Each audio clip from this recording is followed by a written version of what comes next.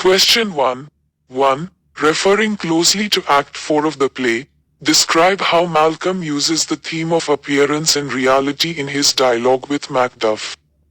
Answer. In Act 4, Malcolm skillfully uses the theme of appearance versus reality in his dialogue with Macduff to test his loyalty and intentions. Malcolm initially presents himself as a deeply flawed and corrupt individual, claiming that he possesses numerous vices that would make him a worse king than Macbeth. He falsely lists his supposed flaws, such as unbridled lust, greed, and a lack of kingly virtues, to see if Macduff would still support him despite these apparent failings.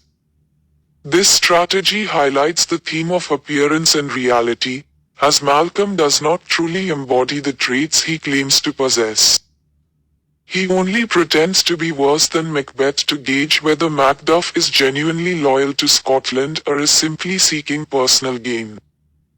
Malcolm reveals the truth after Macduff expresses his despair for Scotland, showing that the evil image Malcolm portrayed was merely an appearance, not the reality. Through this interaction, Malcolm contrasts appearances, his false claims of vice, with reality, his actual integrity and desire to save Scotland, emphasizing that things are not always as they seem. This use of the theme helps establish Malcolm's wisdom and careful judgment, traits essential for a future king, and ultimately strengthens his bond with Macduff, uniting them in their mission against Macbeth. 2. Referring closely to Act 4 of the play, state the shocking news given by Ross to Macduff. How does Macduff react to the news? Answer. In Act 4, Ross delivers the shocking news to Macduff that his wife, children, and entire household have been brutally murdered on Macbeth's orders. This devastating information is a turning point for Macduff, and his reaction is one of intense grief and disbelief. Upon hearing the news, Macduff is initially unable to process it, asking Ross, "All my pretty ones? Did you say all?" His repeated questioning reflects his shock and incomprehension. As the reality sinks in, Macduff is overwhelmed with sorrow, exclaiming, "Oh hellkite! All?" He grieves openly, expressing that his heart has been blunt, and he must feel it as a man. This shows that, while he acknowledges the need for action, he must also mourn his loss. Despite his grief, Macduff quickly channels his sorrow into a resolve for revenge. He vows to confront Macbeth and bring him to justice, fueled by the desire to avenge his family's deaths. His reaction is a blend of human vulnerability and righteous fury, and it serves to heighten the dramatic tension as he prepares for the final confrontation with Macbeth. 3. Explain the symbolic significance of each prophecy of the appositions. Answer. In Act 4, Macbeth receives 3 prophecies from the apparitions conjured by the witches. Each prophecy is symbolic, containing deeper meanings that foreshadow future events while exploring the play's central themes, particularly fate, ambition, and the deceptive nature of appearances. 1. First apparition, Armed Head, Prophecy, Beware Macduff. Beware the Thane of Fife. Symbolism, the armed head represents Macbeth's future confrontation with Macduff, who ultimately beheads him. The imagery of the head suggests both war and death, symbolizing the impending violence that will lead to Macbeth's downfall. The prophecy directly warns Macbeth of the threat Macduff poses, symbolizing Macbeth's need to be vigilant against his enemies. However, it also reflects Macbeth's growing paranoia and the inevitability of his demise. 2. Second apparition, Bloody Child. Prophecy, none of woman born shall harm Macbeth. Symbolism, the bloody child symbolizes Macduff, who was, from his mother's womb untimely ripped, born via caesarean section. While the prophecy seems to give Macbeth confidence, making him believe he is invincible, it is deceptively phrased. The symbol of the child covered in blood also represents birth and violence intertwined, foreshadowing that Macbeth's sense of security is false. It suggests that Macbeth's overconfidence will be his undoing. 3. Third apparition, crowned child holding a tree, prophecy.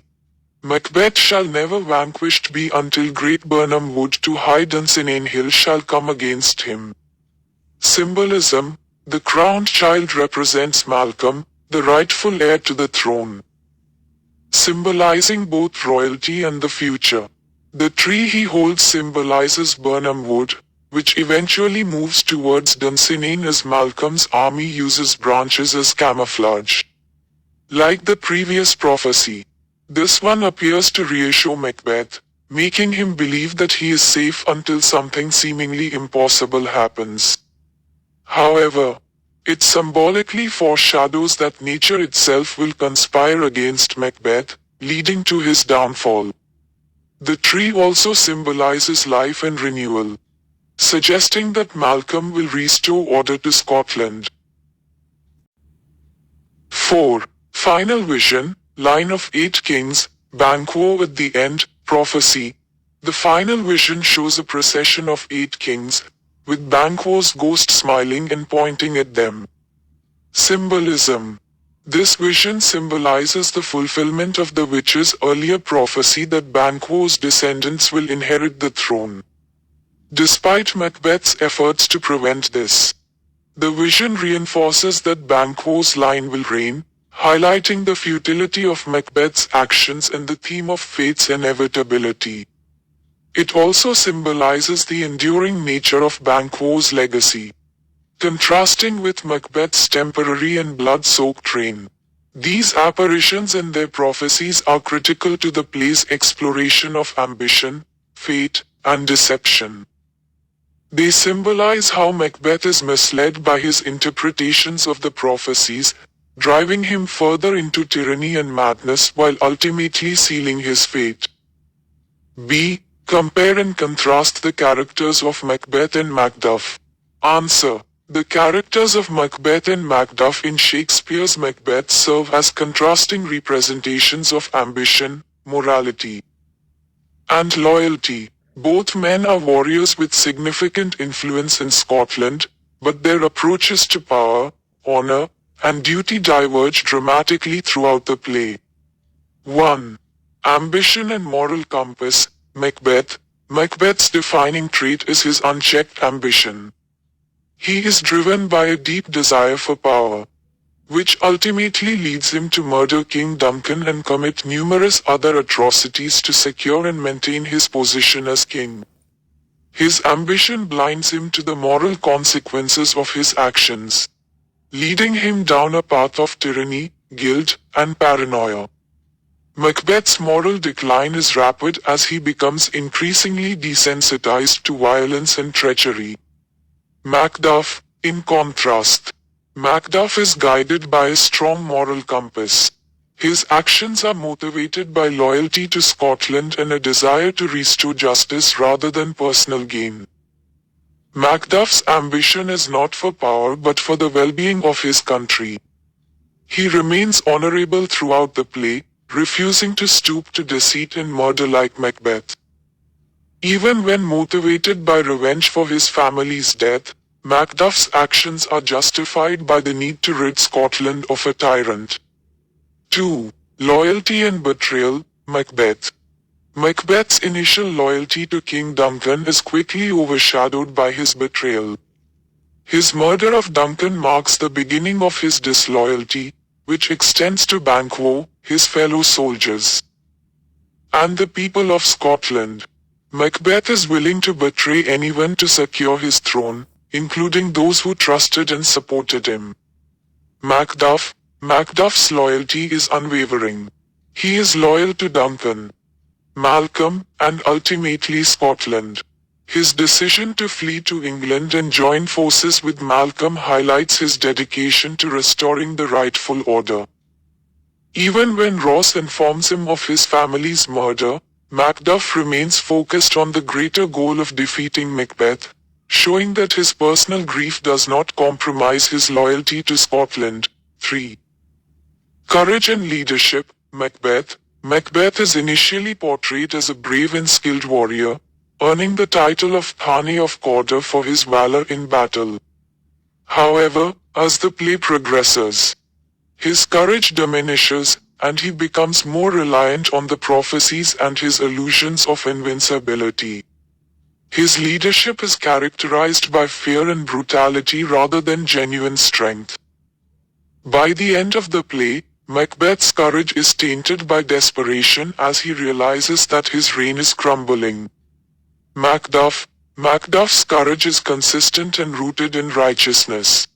He is a leader driven by a sense of duty and justice, willing to face great personal sacrifice for the greater good.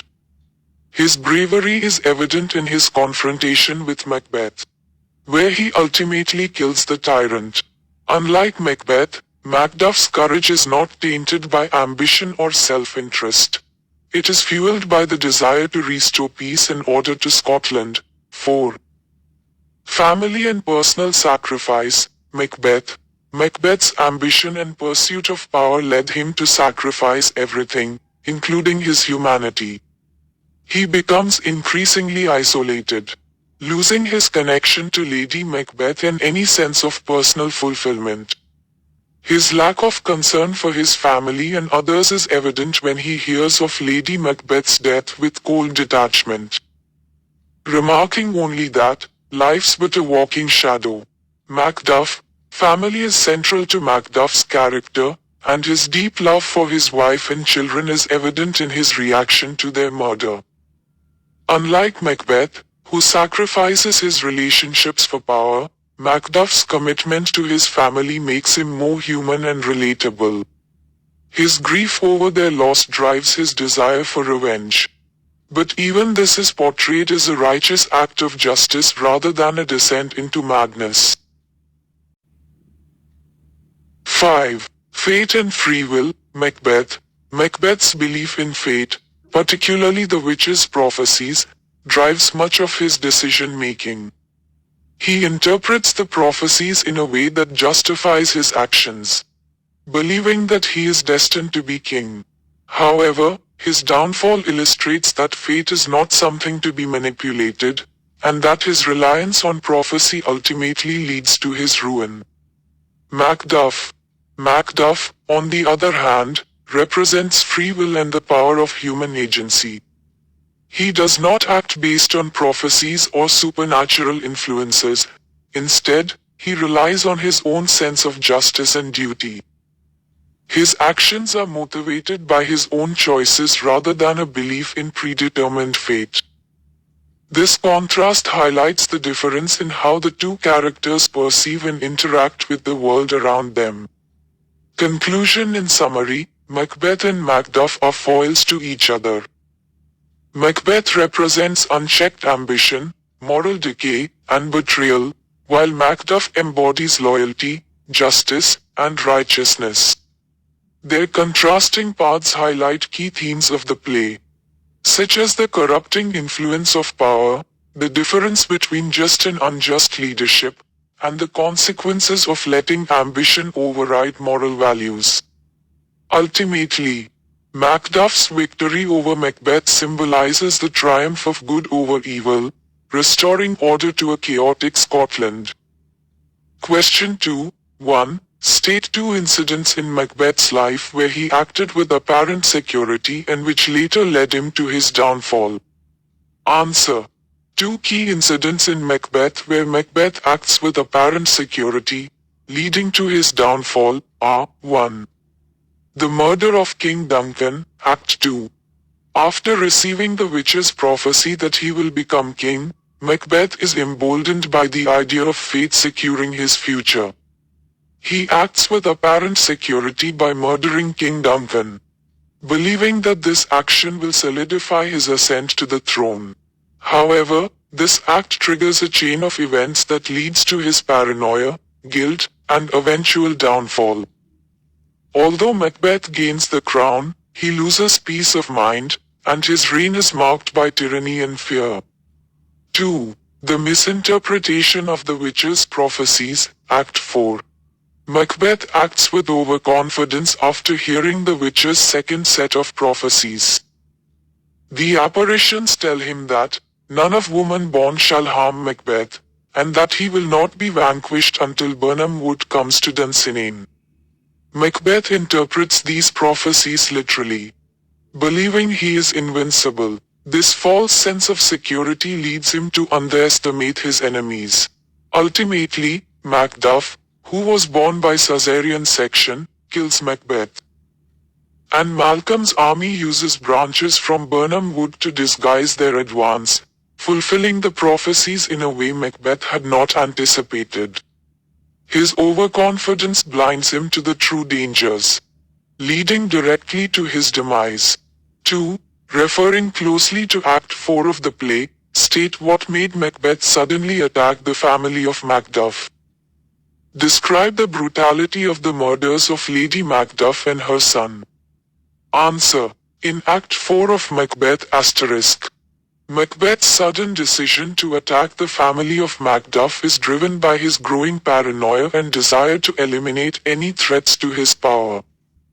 After learning from the witch's first apparition to beware Macduff, Macbeth perceives Macduff as a significant threat. When he hears that Macduff has fled to England to join Malcolm, Macbeth feels betrayed and decides to strike at Macduff's family as a way to punish him and send a message to other potential enemies. This decision reflects Macbeth's increasingly tyrannical nature, as he resorts to ruthless violence to maintain control. The brutality of the murders of Lady Macduff and her son are portrayed with shocking brutality. Macbeth sends assassins to Macduff's castle, where they confront Lady Macduff, who is defenseless and unaware of the impending danger. The scene depicts the vulnerability of innocent victims caught in the crossfire of Macbeth's ambition. Lady Macduff's son, a young and innocent child, is murdered on stage in a cold and heartless manner. He is stabbed by the murderers after bravely standing up to them, showing both the brutality and senselessness of Macbeth's reign. The murderers then pursue Lady Macduff, dragging her off stage to be killed. The violence inflicted upon them highlights the extent of Macbeth's moral corruption, as he no longer hesitates to slaughter innocent women and children in his quest to eliminate perceived threats. This senseless brutality further alienates Macbeth from his humanity and contributes to his eventual downfall. 3. Analyze Macbeth as a typical Shakespearean tragedy. 10. Answer. Macbeth is a quintessential example of a Shakespearean tragedy, adhering to the key elements of tragic structure while exploring themes of ambition, fate, and moral decay. The play fits the mold of a typical Shakespearean tragedy through its portrayal of a tragic hero, the use of supernatural elements, the inevitable downfall of the protagonist, and the ultimate restoration of order. Below is an analysis of Macbeth as a typical Shakespearean tragedy. 1. Tragic hero with a fatal flaw. Macbeth as the tragic hero. Macbeth is the central figure in the play, a nobleman who starts with great promise and respect. Like other Shakespearean tragic heroes, Macbeth possesses qualities that make him admirable, such as his bravery and loyalty at the beginning of the play.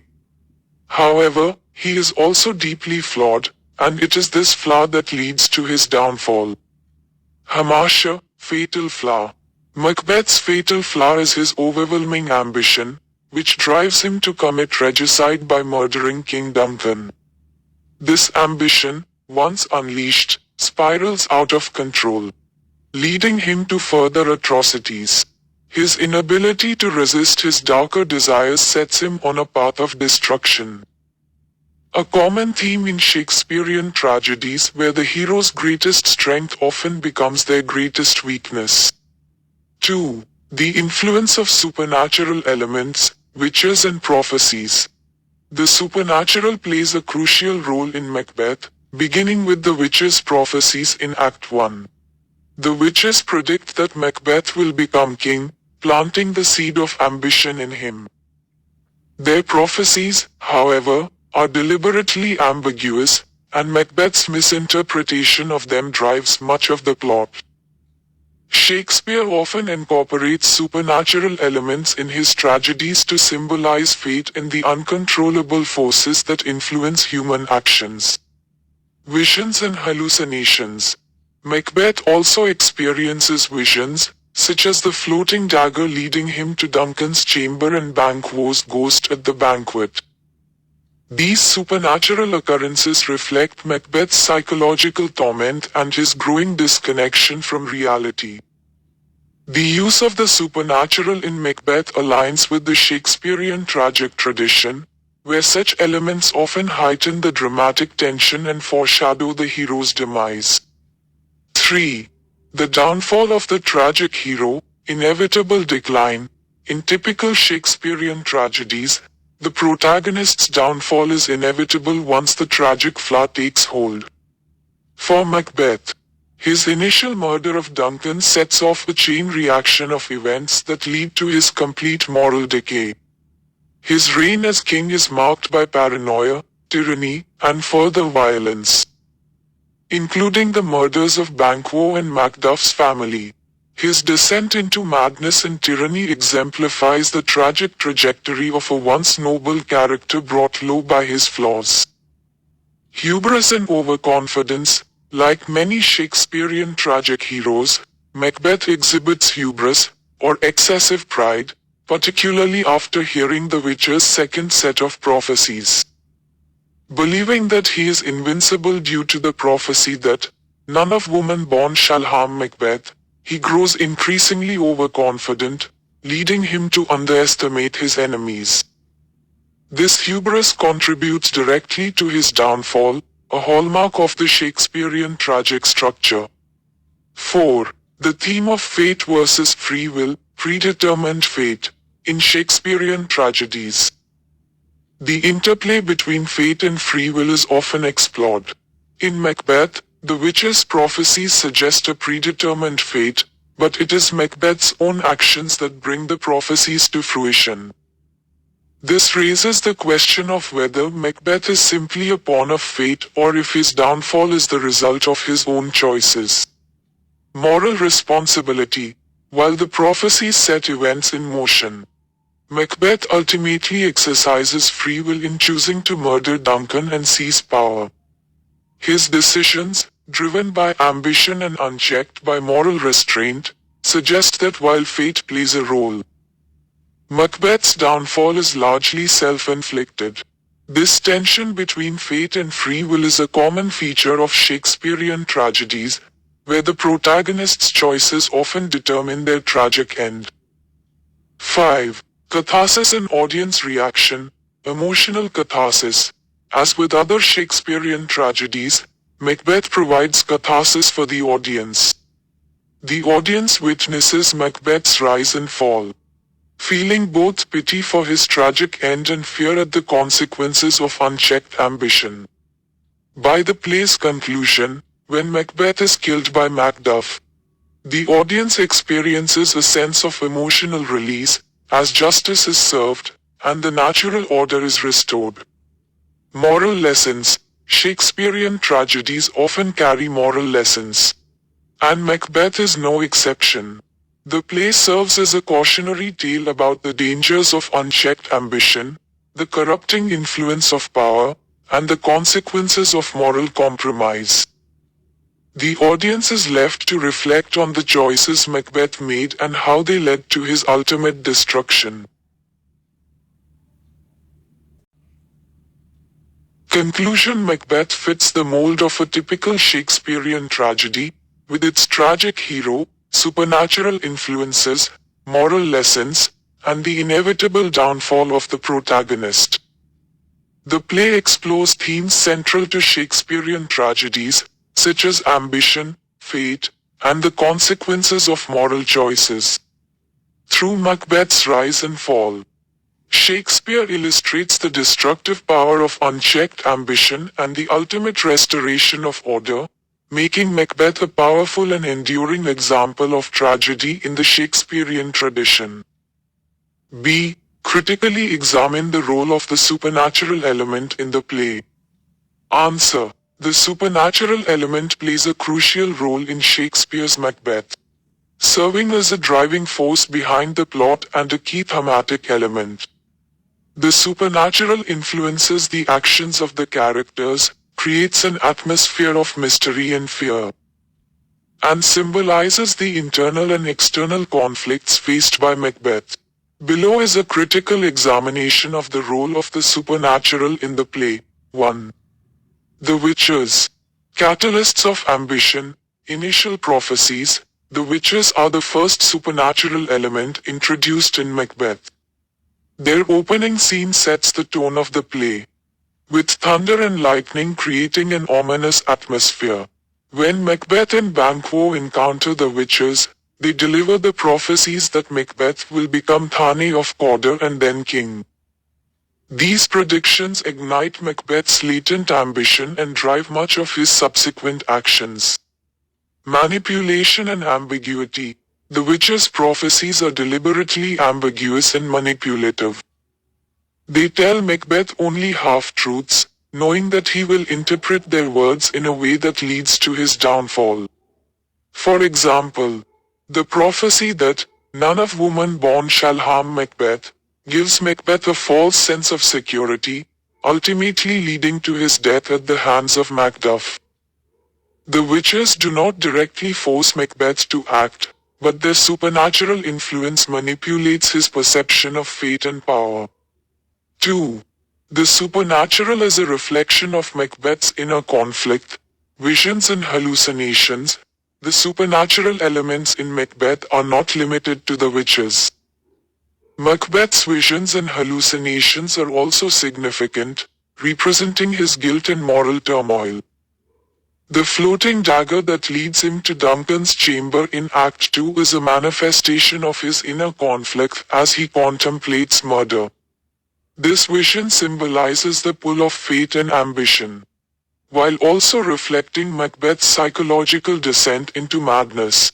Banquo's ghost. After ordering the murder of Banquo, Macbeth is haunted by Banquo's ghost at the banquet. This supernatural vision reveals Macbeth's deep-seated guilt and paranoia. Unlike the witches, who represent external forces, Banquo's ghost is a product of Macbeth's own mind, symbolizing how the supernatural is intertwined with his internal struggles. The ghost's appearance disrupts the banquet, symbolizing how Macbeth's actions have tainted his kingship and created disorder in Scotland. 3. The supernatural as a symbol of moral disorder, disturbance of the natural order. The supernatural elements in Macbeth are closely linked to the theme of moral disorder. Macbeth's decision to murder Duncan goes against the natural order, and the supernatural forces reflect this disruption. The witches, with their unnatural and eerie presence, symbolize the chaos that Macbeth's ambition brings to Scotland. The weather and other unnatural occurrences, such as Duncan's horses turning wild and cannibalistic, also signify that Macbeth's actions have thrown the natural world into disarray. Lady Macbeth's descent into madness. Lady Macbeth's involvement in the supernatural is seen when she calls upon spirits to unsex her and fill her with cruelty. This invocation of the supernatural highlights her desire to reject her femininity and moral conscience to carry out Duncan's murder. However, the supernatural eventually consumes her as well. Her descent into madness, culminating in her obsessive hand-washing and sleepwalking, can be seen as a result of her unnatural actions, which have brought guilt and horror into her subconscious. Conclusion. The supernatural in Macbeth serves multiple roles. It acts as a catalyst for the plot, reflects the internal conflicts of the characters, symbolizes the moral disorder caused by ambition and murder, and creates an atmosphere of suspense and foreboding. Shakespeare uses the supernatural to explore complex themes such as fate, free will, and the consequences of moral transgressions. By intertwining the supernatural with the psychological and moral dimensions of the play, Shakespeare creates a tragedy where the supernatural is not merely an external force but a reflection of the darker aspects of human nature.